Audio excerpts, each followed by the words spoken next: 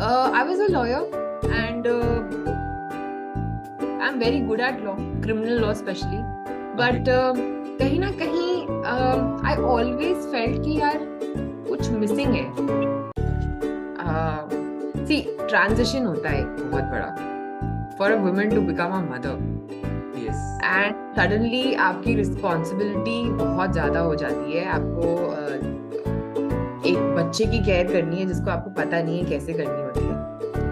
I embraced motherhood very well. मतलब मैंने I did prenatal yoga throughout my pregnancy. That really helped me to recover well, to heal better after delivery. कि यार मेरी तो life खत्म हो गई बच्चा होने के बाद.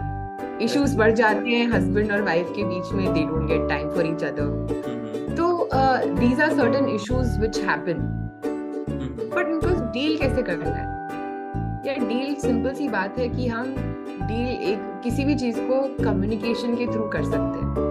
Some mothers are they are so overprotective कि वो 3-4 साल निकल जाते हैं पता ही नहीं चलता उनको. They don't get back to work. Change is difficult to accept. Very difficult to accept. Because हमारी cognitive skills ना एक ही चीज के लिए बनी हुई है उस टाइम को. कंफर्ट जोन में आ जाते हो आप और उस कंफर्ट जोन से बाहर निकलने के लिए थोड़ा सा पुश चाहिए अपना जो नहीं मिल पाता. You know, it's very necessary for children to grow around their grandparents. Yeah. They have a very different relationship. Yes. Parents का अलग होता है, grandparents का completely different होता है. That's right. Delaying the process of having a child, लोग सोचते हैं कि यार ब्रेक आ जाएगा. ब्रेक तो तब भी आएगा जब आप सोचोगे करना है. Yes. चाहे वो 1 साल का हो या 2 साल का हो, whatever you decide is good for you. But हाँ, at least 15 months, 16 months is very important. वो तो आप दो बच्चे को. गुस्सा आना तो वैसे देखो, गुस्सा आना कोई बुरी बात नहीं है, आएगा ही आएगा. उसको हम रिएक्ट करने की जगह रिस्पॉन्ड करना सीखना चाहिए. Our brain works like this. कि कोई भी चीज हुई है तो रिएक्ट करेगा. रिफ्लेक्स एक्शन है, रिएक्ट करेगा टू सर्टेन मेमोरी उस इमोशन की. तो आप ऐसे रिएक्ट कर दोगे. But when you take a pause, कुछ हुआ है, take a pause. If you that conscious, उस लेवल पे आने में थोड़ा प्रैक्टिस लगती है लेकिन आ जाता है. I was very a person who used to get angry like this. Okay. So my child has taught me that patience. Bringing up my child as emotionally intelligent. कि emotions से वो deal करना सीखे खुद. Independent बने अपना. He eats on his own. He's almost 2.10. 2 साल का 2.5 साल के आसपास का बच्चा है. 3 का नहीं हुआ अभी. Okay. He eats on his own. He has his mind on his own. अपने आप रीजन करता है आपसे. अगर आप कुछ बोलोगे तो आप उसको बेवकूफ नहीं बना सकते. Okay. तो मैंने अपने बच्चे को टूल्स दिए to become a better person. Then it's his life to deal with things. So hello and welcome to another episode of Health Charcha. Today we have Madhulika Sharma. She is a relationship and consciousness coach. So welcome Madhulika to this episode. Thank you. So to start with Madhulika, like how you ventured into this coaching business and why relationship and consciousness become part of your topic? Okay. So for me, coaching is like मुझे लगता है कि adult learning जो है तब best होती है जब हम खुद अपने आप अपने एक्सपीरियंस से सीखते हैं. And see, every person is different. तो सबके लिए क्या वर्क करता है वो भी डिफरेंट है. For me, what worked and what got me to coaching is that it helps people to understand themselves better. अपने लिमिटेशंस को, अपने बैरियर्स को निकल के आगे आते हैं इससे. एक सेंस ऑफ जॉय है उसमें.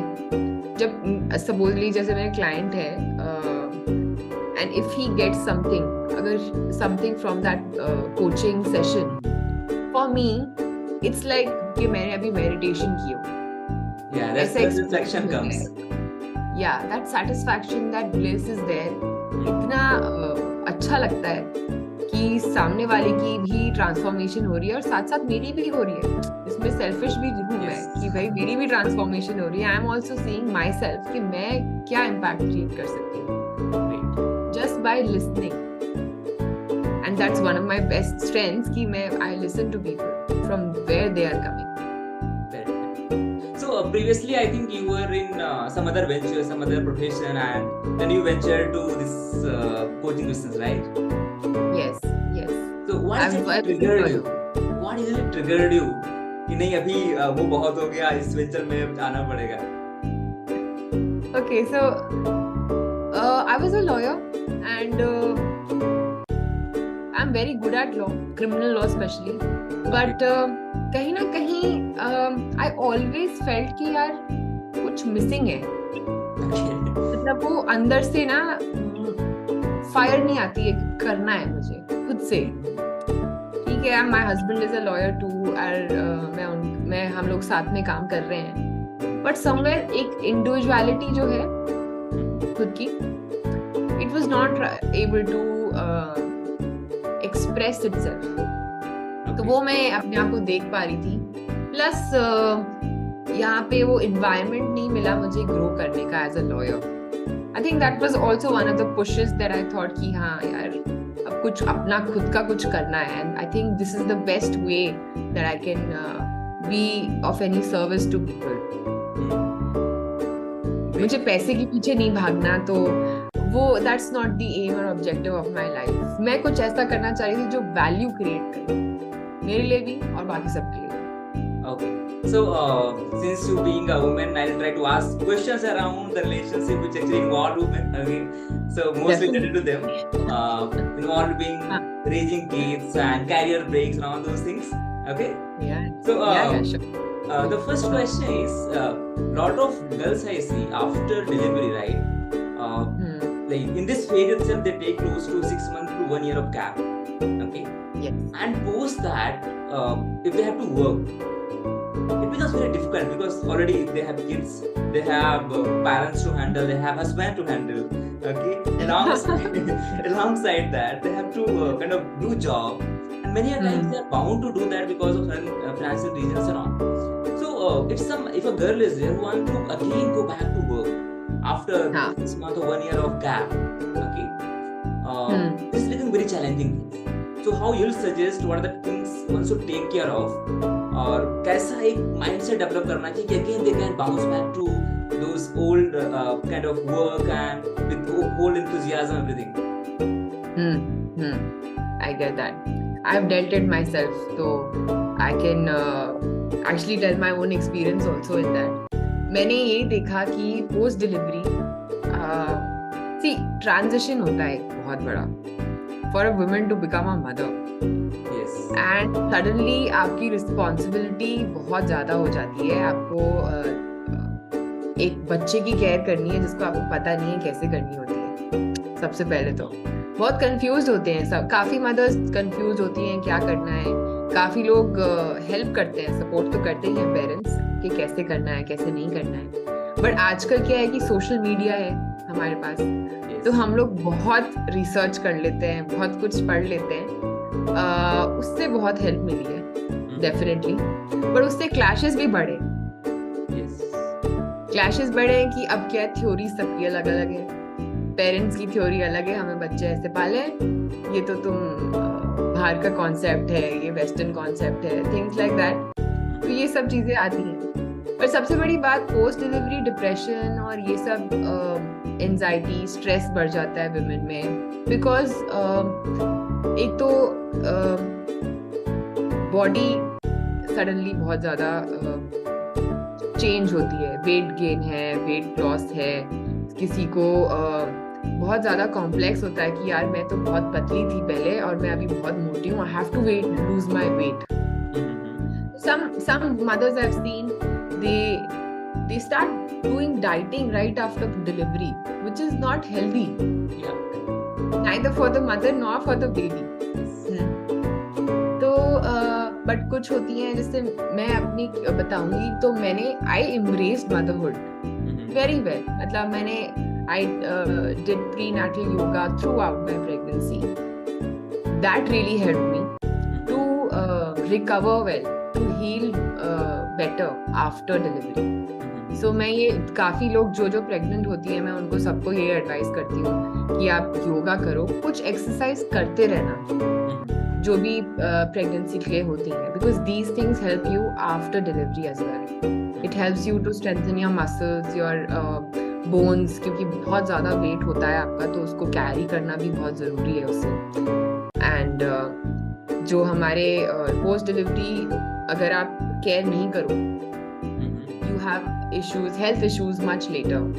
Bones, calcium loss हो जाता है, back pains होते हैं 2-3 साल बाद, किसी की आंखें कमजोर हो जाती हैं, बहुत सारी चीजें होती हैं. But for that I took care. 45 days to 60 days का एक पीरियड होता है आफ्टर डिलीवरी का, जिसको जापा कहते हैं. आई थिंक पता है. तो उसमें मैंने एक आयुर्वेदिक पूरा फॉलो किया. I ate all the laddus, all the medicinal laddus also, and everything. खाना भी मैंने क्या खाया आपको बताओ मैं? लौकी की सब्जी and हरी मूंग की दाल was my lunch and dinner for 40 days. Okay. Without नमक, without मिर्ची. So following this strict diet helped me to recover well. So this is a health point of view. कई लोगों की हेल्थ हो जाती है इशू बाद. कांस्टेंट कंपैरिजन होता है यार, कि आप पहली लाइफ आपकी कैसी थी. It was quite fun. Party करते थे, जाके यहाँ घूम रहे हैं, ट्रैवल कर रहे हैं. इतना एकदम से रिस्ट्रिक्शन आ जाता है, तो यू आर लाइक यार मेरी तो लाइफ खत्म हो गई बच्चा होने के बाद. इश्यूज बढ़ जाते हैं हस्बैंड और वाइफ के बीच में. They don't get time for each other. तो these are certain issues which happen, but उनको डील कैसे करना है? ये डील सिंपल सी बात है कि हम डील एक किसी भी चीज को कम्युनिकेशन के थ्रू कर सकते हैं. You need support. आप अपने फ्रेंड से बात करो, अपने हस्बैंड से बात करो. Tell them what you are feeling. And of course, see, somewhere down the line we have to accept कि यार ये तो अब this is it. We have had this child. Okay. अब हमें इसकी भी केयर करनी है, अपनी भी करनी है. You have to take out time for yourself also. ऐसा नहीं है कि यार बच्चे में ही खो जाओ. Some mothers are they are so overprotective कि वो 3-4 साल निकल जाते हैं, पता ही नहीं चलता उनको. They don't get back to work. I've seen a lot of women. They were very good at work, excellent, very good lawyers. अब 1 साल का हो गया baby, they are not able to get back to work because they like अब मैं किसके साथ छोड़ूं, क्या करूं, मैं कैसे जाऊं. खुद की limitations होती हैं हमारी. Overprotective mother will be like कि मैं अपने सास ससुर के पास नहीं छोड़ूंगी इसे, because उनको लगता है कि ये कुछ और इसको पैम्पर बहुत करेंगे, इसको ये करेंगे, इसको वो करेंगे.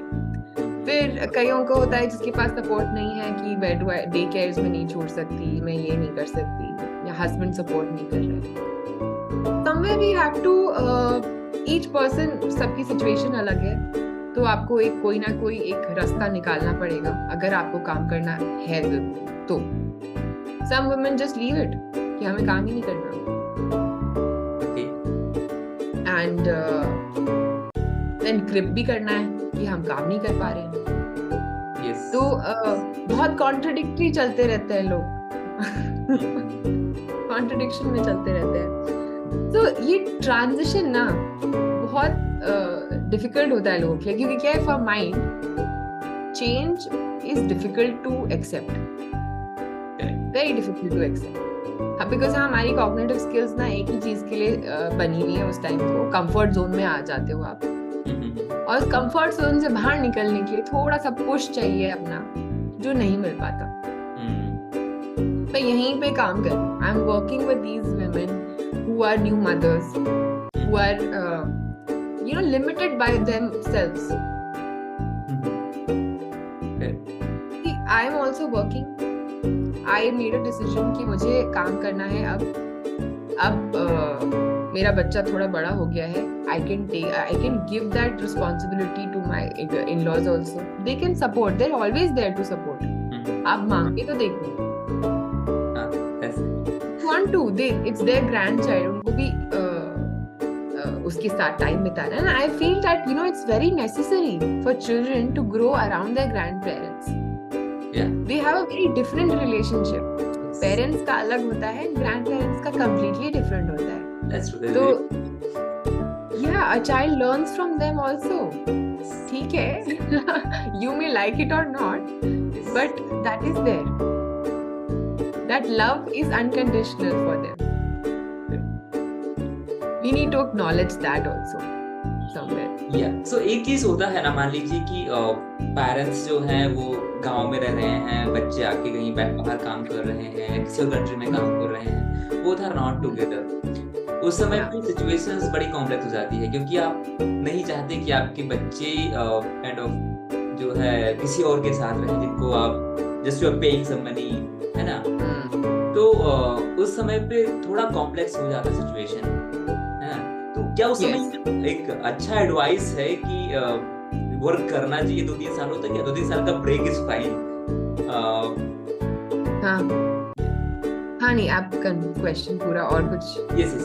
तो मतलब ब्रेक 2-3 साल का ले लेना चाहिए, या फिर इट्स लाइक ओके 1 साल हो गया, बच्चा काइंड ऑफ थोड़ा स्टेबल है, वो थोड़ा समझ सकता है चीजों को, फिर उसको जो है डे केयर में छोड़ के आप काम कर रहे हो. How do you think this is a good thing, और kind of we should not get involved into these things? We should be with child for next 3-4 years, whatever it is, unless वो school जाना शुरू करे, उसके बाद काम को शुरू करे. एक गुड क्वेश्चन एक्चुअली. सबकी सिचुएशन पे भी डिपेंड करेगा. फर्स्ट तो फाइनेंशियल, कि आपको फाइनेंशियली बहुत ज्यादा जरूरत है क्या काम करने की अभी, और अगर है, फॉर एग्जाम्पल भी टेक के हाँ है, और but child is around 1 year, 1.5 year, you can see, आजकल मैंने देखा है a lot of companies also have day care systems in their offices. कईयों के crèches भी होते हैं, lot of there are facilities. और आजकल diversity initiative है काफी companies में, where they support women with their baby care और child care. और आजकल डे केयर सिस्टम्स भी बेटर हो गए हैं. मैंने जो देखा है, मैं भी अपने बच्चे को स्कूल लेके जाती हूँ, तो वो वहाँ पे भी डे केयर इनका चलता है, and I have seen the facilities. आप देख के कहीं ना कहीं तो डाल सकते हैं. दूसरी बात, मेरा पर्सनल व्यू ये है कि यार देखो, child early childhood is very very important in the sense that बहुत क्रूशल होता है वो पीरियड. उसमें बच्चा काफी कुछ डिफाइनिंग कैरेक्टरिस्टिक्स लेता है. अगर आप if you are a conscious parent being, कि इफ यू नो कि हाँ व्हाट द चाइल्ड नीड्स, उसकी नीड्स को हमें केटर करना है, अपनी नीड्स को नहीं थोपना है.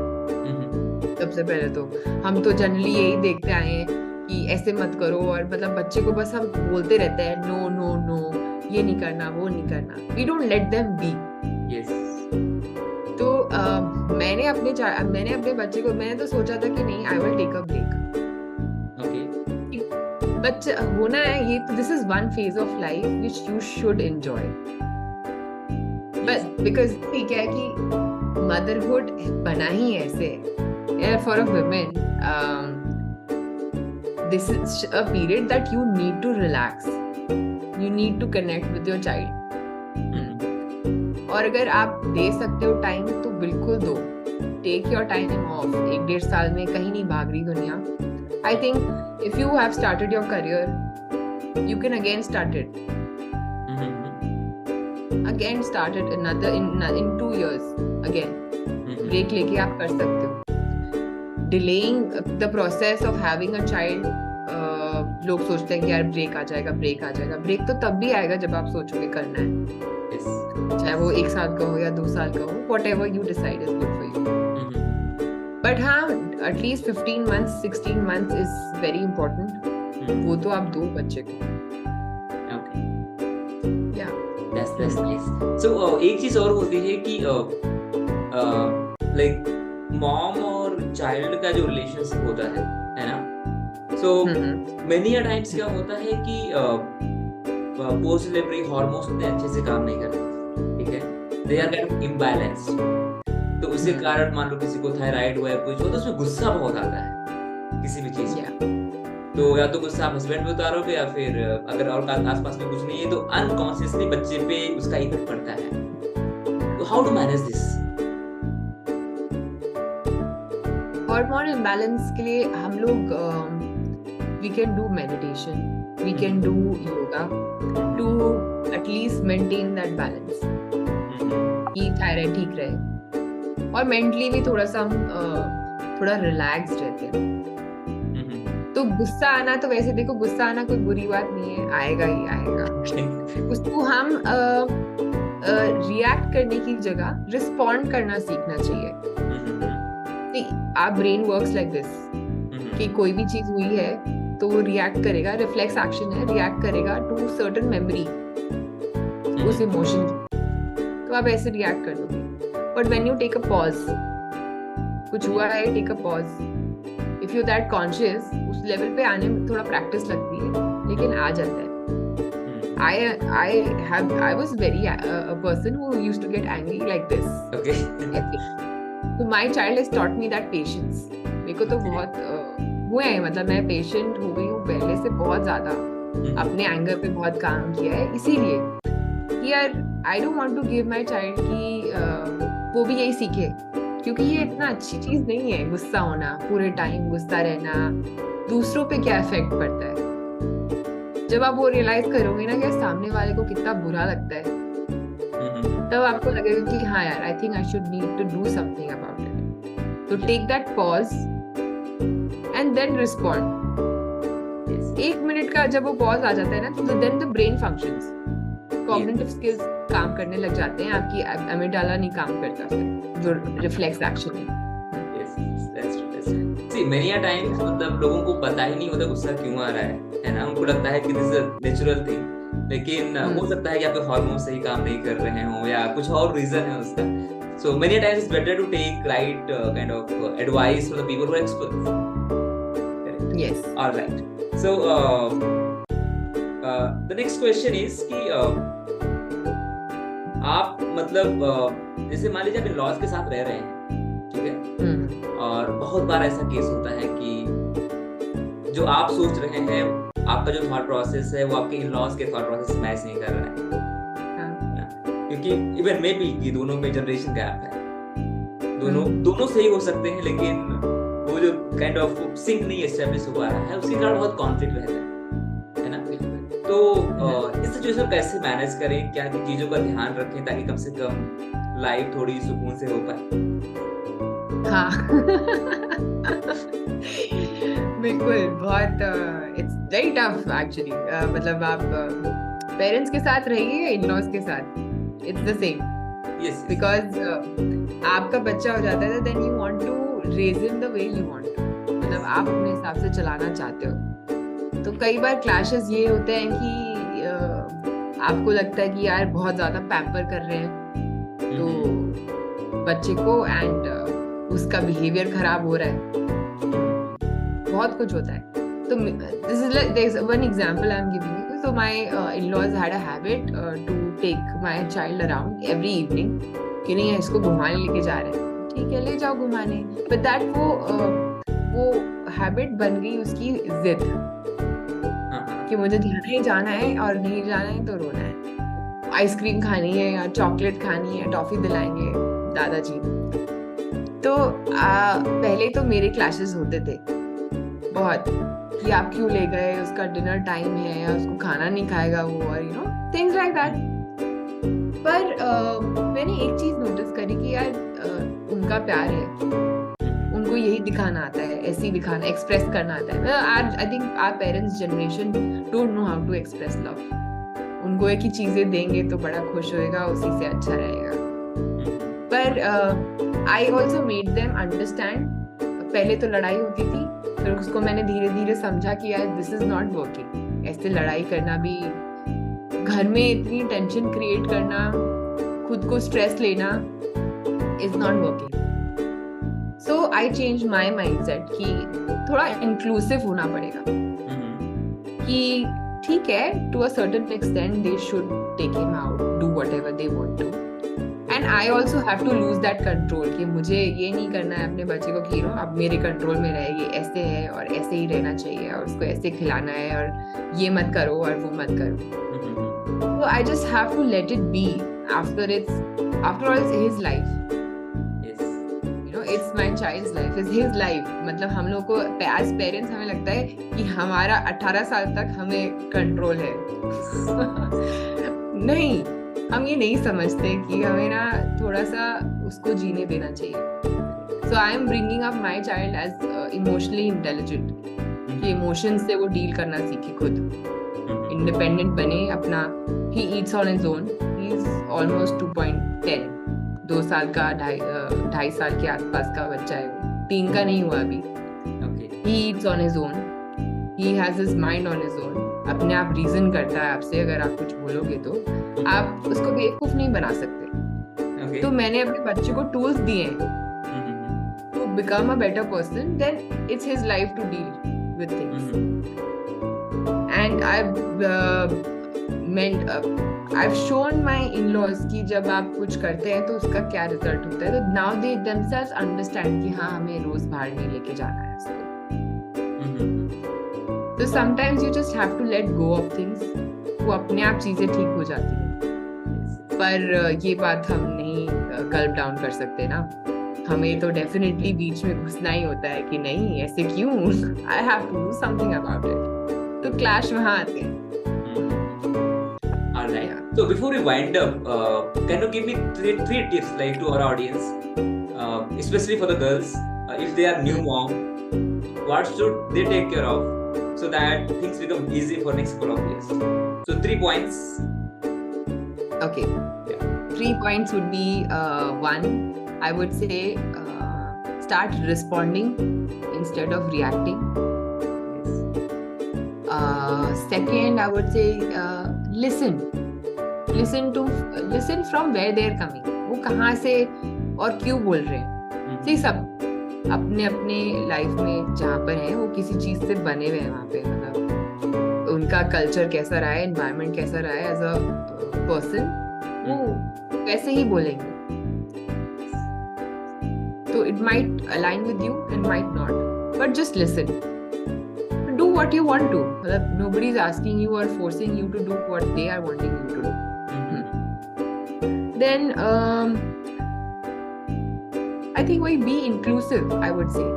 Third, inclusive of a family. Like if you have to live together, then we have to learn to accept certain things. Alright, so important चीज यही है कि आप दूसरे के पैर में भी जो है दूसरे के जूते में पैर डाल के देखें या फिर कहाँ से बंदा आ रहा है, क्या सोच रहा है, और थोड़ा पेशेंस रखिए और चीजें सही हो जाती हैं. हाँ. Alright, thank you so much Madhulika for being here and sharing your thought. Hey, अगर आपको लगता है कि वीडियो में मजा आया, आपको कुछ सीखने को मिला, तो आप लाइक शेयर और सब्सक्राइब जरूर कीजिए और साथ साथ अपने फैमिली और फ्रेंड्स के साथ शेयर करना करते ही मत भूलिए. Stay tuned for the next video. Till then take care.